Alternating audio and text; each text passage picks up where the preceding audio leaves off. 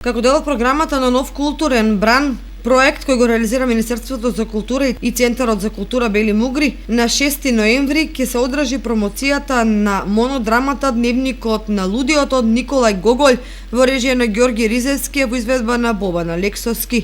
Инаку се работи за монодрама представа која работена пред 3 години како дел од независна продукција, после 2-годишна пауза на поканот на театар Сенки и облаци во Дебар Мало, представата се игра таму. Дневникот на лудиот досега има учествувано во 4 театарски фестивали: Интернационалниот театарски фестивал на монодрама во Битола, МТФ Војдан Чернодрински Прилеп, на ИТФ Лица без маски. Оваа година представата освои награда за најдобар актер на фестивалот за Бобана Лексовски на ИТФ Батив Тирана Албанија. Во 2017 година монодрамата освои 2 награди за најдобар актер и најдобра режија на фестивалот за Лексовски и Ризевски. Дневникот на лудиот е провокативен текст кој, иако напишан во 1835 година, е се уште ужасно актуелен.